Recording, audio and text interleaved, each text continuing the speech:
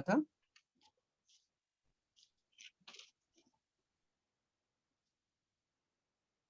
Verse 2 and 3. वचन 2 और 3। It says, devote yourselves to prayer, keeping alert in it with an attitude of thanksgiving, praying at the same time for us as well, that God may open to us a door for the word, that we may speak forth the mystery of Christ, for which I have been imprisoned. And verse 4 also, in order that I may make it clear in the way I ought to speak. Verse 2 to 4. प्रार्थना में लगे रहो और धन्यवाद के साथ उसमें जागते रहो, और इसके साथ ही साथ हमारे लिए भी प्रार्थना करते रहो कि परमेश्वर हमारे लिए वचन सुनाने का ऐसा द्वार खोल दे कि हम मसीह के उस भेद का वर्णन कर सके जिसके कारण मैं कैद में हूँ, और उसे ऐसा प्रकट करूं जैसा मुझे करना उचित है। So here the Apostle Paul is telling all the Colossians and all of us that we should devote ourselves to prayer. और इसलिए यहाँ पे प्रेरित पौलुस बता रहे हैं कि हमें हर समय परमेश्वर प्रार्थना में जागते रहना चाहिए। What does it mean to devote ourselves? और अपने आप को समर्पित कर प्रार्थना में समर्पित करने का मतलब क्या है? That we must do prayer should be a very regular thing that we should do it throughout the day. और इसका मतलब ये है कि हमें जो प्रार्थना और ये करते हैं, हमें लगातार इस जीवन प्रार्थना में मनन करते रहना चाहिए। And we should be alert at the same time. और उसी दौरान भी हमें चौकस भी रहना चाहिए। Prayer is like a warfare that we are going into a very hostile, and the territory of the enemy. That's why we have to be very, very careful while we are moving around in this world. और हम जो है हमें प्रार्थना में हमेशा सतर्क इसलिए रहना चाहिए क्योंकि शैतान जो है हमारे पीछे पड़ा रहता है कि कब हमें फाड़ खाए दे। So he is there to attack us. That's why we have to be well prepared. और इसलिए हमें हर समय पहले से ही बहुत तैयार रहना चाहिए क्योंकि वो हर समय आपके ऊपर हमला करने के लिए तैयार रहता है। So many times we are not prepared. That's why we have fallen into so many sins. अगर हम इस बहुत सारे पापों में गिरने का कारण यह है कि हम तैयार नहीं रहते हैं। So that is why the Lord said, the Apostle Paul encourages us to devote ourselves to prayer. इसलिए प्रेरित पौलुस हम सबको प्रोत्साहन दे रहे हैं कि अपने आप को प्रार्थना में समर्पित करते रहो। So throughout the day, in fact, in 1 Thessalonians chapter 5, we know the verse, it says, pray without ceasing. और हम पहला थिस्सलुनीके अध्याय 5 में भी जानते हैं कि आपको हर समय प्रार्थना करते रहना चाहिए बिना रुके। So how can we do that? और ये कैसे हो सकता है? Because God has given us the Holy Spirit and we can pray in the Spirit. क्योंकि परमेश्वर ने तो हमें पवित्र आत्मा दिया है और हम आत्मा में प्रार्थना कर सकते हैं। The Holy Spirit will tell us what to pray about. पवित्र आत्मा आपको बताएगा कि आपको कैसे प्रार्थना करना है। So we can pray for ourselves and all the saints around us. तो इस प्रकार से हम अपने लिए भी प्रार्थना कर सकते हैं और हम प्रभु के जितने भी दास हैं उनके लिए भी प्रार्थना कर सकते हैं। And we can pray for our government, for our leaders, that we can live a quiet life and can preach the gospel. और हम जो हमारे अधिकारी हैं जैसे सरकार है उनके लिए भी हम प्रार्थना कर सकते हैं जिससे शांति हो और सुसमाचार का प्रचार हो। When we are continuously praying to God, whether we are doing our work also, we can pray to God. और हम हर समय प्रार्थना कर सकते हैं, चाहे आप काम करते रहेंगे उस समय भी आप प्रभु के साथ संगति कर सकते हैं। And we must pray also with thanksgiving. और जब आप प्रार्थना करें तो धन्यवाद के साथ करें। That shows that we have faith in God, that God will definitely answer our prayer according to His will. और यह आपको दिखाएगा कि सच में आप परमेश्वर के ऊपर भरोसा करते हैं और परमेश्वर अपनी इच्छा आपके जीवन में प्रकट करेगा। We can thank God that God will give us the victory over sin, even though our fight is against the devil. God will help us to be victorious in the end. परमेश्वर को हमें धन्यवाद देना चाहिए क्योंकि वही है जो हमें सब पापों पे जयवंत करते हैं और शैतान से लड़ने का सामर्थ्य और बल देते हैं। prayer is like a battle that we have to fight every day from morning to evening. प्रार्थना जो है हमें एक तरह से लड़ाई है, युद्ध है, और हमें सुबह से शाम तक इससे करना है, जिससे कि हम हर समय युद्ध को सामना कर सके। So we have to copy Jesus, how he prayed. He prayed more in secret and less in public. तो इसलिए हमें यीशु मसीह का नकल करना है, क्योंकि यीशु मसीह जो थे, जब वो प्रार्थना करते थे तो ज्यादातर वो गुप्त रीति से करते थे। All godly people will pray more and more in their private life while they are doing their work, and they'll pray to God and give thanks to God and pray for other saints also. और जितने भी ईश्वरीय व्यक्ति होते हैं, वो गुप्त रीति से परमेश्वर के साथ अपनी संगति में, प्रार्थना में समय बिताते हैं। The Pharisees prayed only in public, more in public and very less in private. और जो फरीसी होते हैं, वो लोगों के सामने बहुत लंबी लंबी प्रार्थनाएं करते हैं, लेकिन अपने जीवन में व्यक्तिगत तौर पे वो प्रार्थना बिल्कुल थोड़ा ही करते हैं। They wanted to show to people that they could pray well. और वो लोगों को दिखाना चाहते हैं कि मैं ये प्रार्थना बहुत अच्छी रीति से कर सकता हूँ।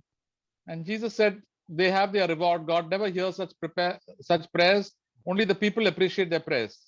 और प्रभु यीशु ने बताया कि वो उन्होंने अपना प्रतिफल पा लिया है, लेकिन तुम उनके समान मत बनना। So Jesus said, when you pray, you go to your closed room and don't let anybody know you are praying, and your Father will reward you openly. और इसलिए यीशु मसीह ने हमें कहा, जब तुम आप प्रार्थना करो तो आप द्वार बंद करके अंदर कमरे में जाके प्रार्थना करो। So most of our prayers should be in our secret life, not before people, but in our private life. इसलिए हमें ज्यादातर जो प्रार्थनाएं हैं गुप्त रीति से, किसी को पता भी ना चले, हमें परमेश्वर के साथ संगति में बिताना चाहिए। If you don't learn to pray in private, don't pray in public. और अगर आप समय ज्यादातर आप परमेश्वर के साथ व्यक्तिगत रूप से बिताएंगे तो वो अच्छा रहेगा, ना कि पब्लिक में ज्यादा। The Corinthians were very the church people in the church of Corinth were very fond of praying in public and the meetings. और कुरिन्थियों कलीसिया में जो लोग थे, वहाँ के जो शिष्य लोग थे, ज्यादातर लोग बाहरी से लोगों के बीच में प्रार्थना बहुत करते थे, लेकिन उनका जीवन व्यक्तिगत तौर पे जो प्रार्थना होना चाहिए था वो नहीं होता था। And many of them were speaking in tongues while praying. और बहुत सारे लोग जो है अच्छा से अन्य भाषा में बातें भी करते थे। And many people could not understand what they were speaking. और बहुत सारे इस कारण से समझ नहीं पाते थे कि वो कहना क्या चाहते हैं। So the Apostle Paul told them not to speak much in tongues in the meeting, but to speak in tongues only if there is an interpreter. और इसलिए पौलुस ने उनको बताया कि जब आप प्रार्थना करो अन्य भाषा में, आप पब्लिक में लोगों के बीच में मत करो, बल्कि अपने प्राइवेट लाइफ में करो, क्योंकि इनका मतलब वो समझ नहीं पाएंगे। The Corinthians only wanted to impress other people that they were speaking in different types of tongues. क्योंकि कुरिन्थियों जो वहाँ के जो शिष्य थे, वो लोगों के सामने दिखाने के लिए प्रार्थना करते थे। But the Apostle Paul said, I also speak in tongues. I speak in tongues more than all of you. और इसलिए प्रेरित पौलुस ने उनको बताया कि मैं भी अन्य भाषा में बातें करता हूँ, मैं इनसे भी ज्यादा बातें करता हूँ। But nobody heard him speaking in tongues because he was speaking in tongues and praying in private. और इस बात को किसी को पता नहीं चलता था, क्योंकि प्रेरित पौलुस जो थे वो हर अपने व्यक्तिगत तौर से, अपने प्राइवेट गुप्त रीति से ये सब प्रार्थना करते थे। So when God has given us a gift of tongues, we can pray for one another in this gift of tongues, so that we can intercede that everybody will walk in the ways of God and obey God. और इसलिए ज्यादातर हमें जो है अन्य भाषा में अगर हम बात करते, प्रभु से व्यक्तिगत तौर पे संगति में प्रार्थना करना चाहिए, और फिर हमें संगति में लोगों के साथ भी हमें प्रोत्साहन मिलेगा। If you want to pray without ceasing, ask God for the gift of tongues so that you can pray. और अगर आप अन्य भाषा में प्रार्थना करना चाहते हैं तो प्रभु से वरदान मांगिए कि प्रभु मुझे ये भाषा से हमें वरदान दे, प्रभु आपको देंगे। So even when you are doing your own work, your mind is active, but your heart is praying to the Lord in different tongues. और आपके जब कभी भी आप कोई काम करते हैं तो आपका मन तो अलग है, लेकिन जो हृदय है वो आत्मा से अंदर से अन्य भाषा में परमेश्वर से संगति कर रहा है। The Holy Spirit prays with us and gives us understanding also sometimes of what we are praying. और पवित्र आत्मा जो है हमें सब बातों की समझ देगा कि हमें किस प्रकार से प्रार्थना करना चाहिए। And then we find that there are so many answers to prayer because we pray according to the will of God. और फिर हम क्या देखेंगे कि परमेश्वर हमें जो भी हम प्रार्थना में करते हैं, परमेश्वर उन सब प्रार्थनाओं का उत्तर देते हैं। फिर हम परमेश्वर के अद्भुत कार्य को देखेंगे। The Apostle Paul told the Colossians also, please pray for me that I will be able to speak the word of God and make it clear according to that the people can understand it. और प्रेरित पौलुस ने कुरिन्थियों के कलीसिया के जो लोग थे उन्हें भी बताया कि मेरे लिए प्रार्थना करो कि प्रभु का वचन सुनाने के लिए वो द्वार खोल दे। So it says the gospel is like a mystery to most people. और ये जो परमेश्वर का जो वचन है ये लोगों के लिए एक वर्णन, अद्भुत भेद का वर्णन है। It is like a big secret. और ये ऐसा है जो बहुत रीति से खजाने की तरह छुपा हुआ है। So when we pray, the hearts of people are opened and they begin to understand the gospel of repentance and faith in God. और जब हम ये प्रभु के वचन को बताते हैं तो उनके हृदय में जाता है और वो उस सच्चाई को समझ के मन फिराते हैं। So all of us can pray. हम सभी लोग प्रार्थना कर सकते हैं। All of us may not be able to preach. हम सब हो सकता है हम प्रभु के प्रचार नहीं कर सकते। So or we can preach only for a short time, but all of us can pray, and prayer is the most important activity in our own life. हो सकता है आप थोड़ा समय के लिए जरूर प्रचार कर सकते हैं, लेकिन हम अपने व्यक्तिगत जीवन में जो प्रार्थना है हम सब कर सकते हैं। There was one brother from the Colossian church called Epaphras. और कुलिसिया चर्च में एक ब्रदर था, उनका नाम इपैफ्रस था। Verse 12. उस वचन 12 देखेंगे। Epaphras, who is one of your number, a bondslave of Jesus Christ, send you his greetings, always laboring earnestly in his prayers, that you might stand perfect and fully assured in all the will of God. इपैफ्रस जो तुम में से है और मसीह यीशु का दास है, तुमसे नमस्कार कहता है और सदा तुम्हारे लिए प्रार्थना में प्रयत्न करता है ताकि तुम सिद्ध होकर पूर्ण विश्वास के साथ परमेश्वर की इच्छा पर स्थिर रहो। Epaphras was a fellow worker of the Apostle Paul while he was in prison in Rome. और जब इपैफ्रस रोम में जेल में था तब प्रेरित पौलुस के साथ साथ में मिलकर वो प्रभु की सेवा करता था। And he loved the Lord so much that he was called a bondslave of Jesus Christ. और वो परमेश्वर से बहुत प्रेम करता था, इसलिए उसे परमेश्वर का जो यीशु मसीह का दास बताया गया है। And he said he was always laboring. He spent time for praying for the Colossians because that was his home church, that they may be mature and know and live in the will of God always. और इपाफ्रस जो थे वो हमेशा प्रार्थना करने में बहुत कड़ी मेहनत करते रहते थे और हर एक कुलिसियों के जो भाई बहन थे उनके लिए प्रार्थना करते थे कि वो सिद्ध हो जाए।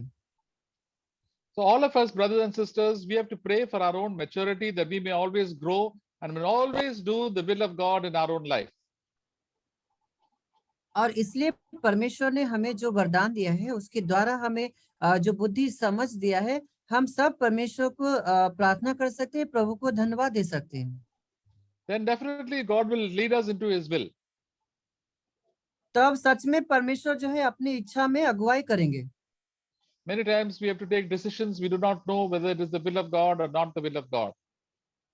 और इसमें हम कई बार शंका में रहते कि ये परमेश्वर की इच्छा है या नहीं है। So, but when somebody prays for us, then things become clear in our own life. और इससे क्या होगा कि बहुत ही उस परमेश्वर की इच्छा में चलने के लिए सब क्लियर हो जाएगा। Many times in my life also, there was so much of confusion. I don't know what to do. But when I pray to God, God gives me the right guidance and the right word.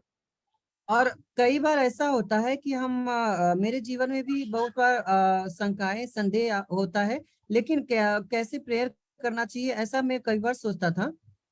And when we pray for others also, God will lead us to pray the right way so that that person will do the will of God and he will be led by the Holy Spirit. और जब कभी भी आप दूसरों के लिए प्रार्थना करेंगे तो परमेश्वर आपको उस मार्ग में अगुवाई करेंगे जिसमें आपको चलना है।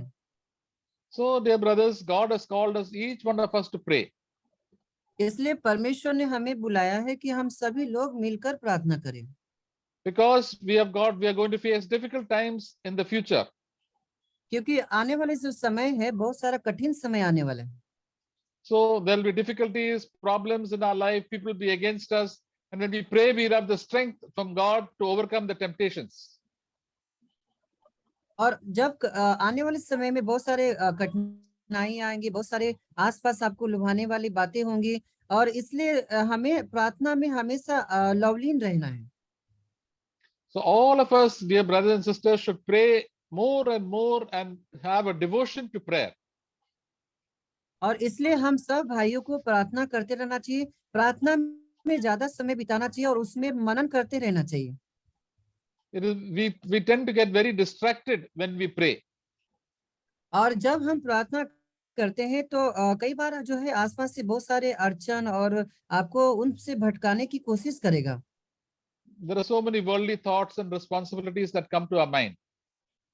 और बहुत सारे ऐसे जो है हमारे जीवन में जो जिम्मेदारियां आते हैं। So, but then we must say, Lord, I want to love you, I want to live for you, and all that I want to do, I want to please you. और इसलिए हमें कहना है कि परमेश्वर, मैं आपसे प्रेम करता हूँ, आपके लिए जीना चाहता हूँ, और मैं हर समय जीवन काल तक आपके साथ संगति में रहना चाहता हूँ। Help me, Lord, not to do my will, but to do your will only every day. इसलिए परमेश्वर से आप कहे कि परमेश्वर मेरी सहायता करे कि हर दिन मैं आपकी इच्छा में चलूं। Let your will be done in all our brothers and sisters' lives, in the lives of our family members also. परमेश्वर आपकी जो इच्छा है हमारे सब भाई बहनों के जीवन में पूरा हो जाए। So when we pray, we find that the change will come into the lives of people. और जब हम ऐसा करेंगे तो देखेंगे कि बहुत सारे भाई बहन लोगों के जीवन में बदलाव आएगा। And the power of the devil will be taken away. The power of the devil will become weak over the lives of people.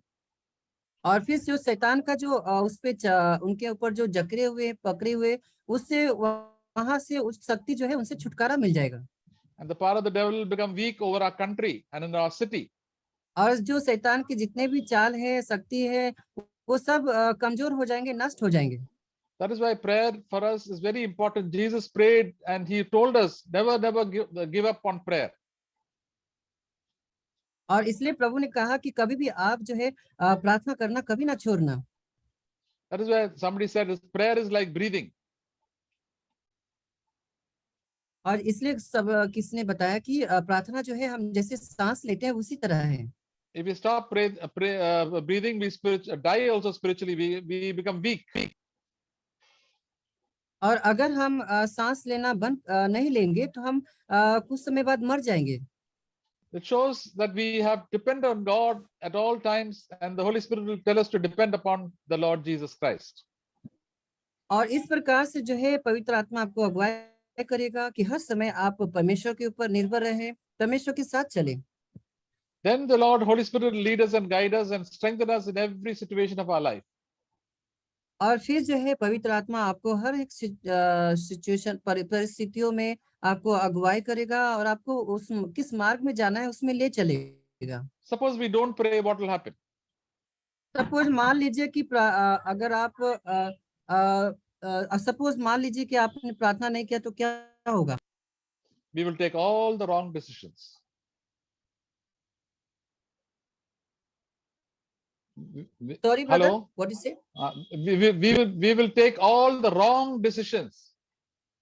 और तो इससे क्या, बहुत सारे जो है गलत निर्णय ले लेंगे। And we will fall into sin and we will so sorry that we have wasted our time and gone far away from the Lord.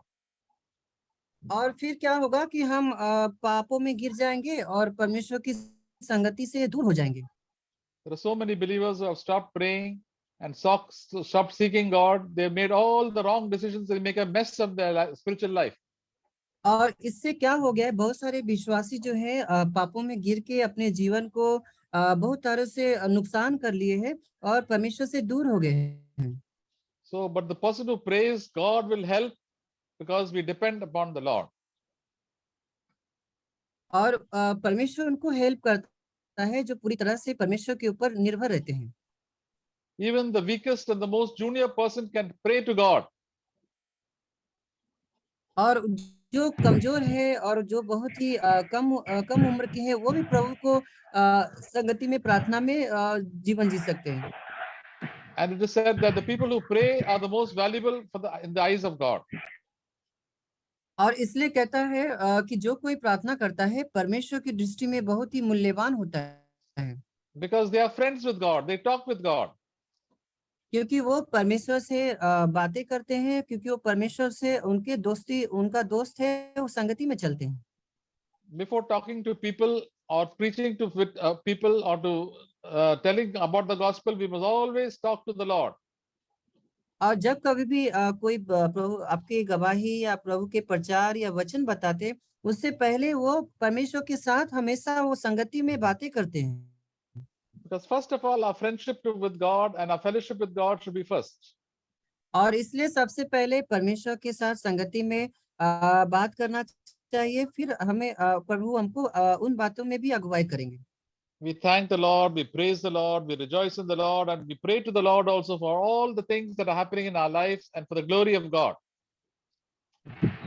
और फिर हम प्रभु को धन्यवाद देंगे, प्रभु के साथ में आनंदित रहेंगे और फिर हम प्रभु की संगति में बहुत ही लवलीन हो जाएंगे। So we have to know what the will of God is. When we are in prayer, God will show us the will of God and we'll pray according to his will. और इसलिए जब हम प्रार्थना करते हैं तो परमेश्वर उन बातों में अगुवाई करेगा जो परमेश्वर की इच्छा है और उसी में हमें ले चलेगा। So, dear brothers and sisters, let us spend time in our quiet time before the Lord, and throughout the day, then the Lord, Holy Spirit will be able to speak to us. और परमेश्वर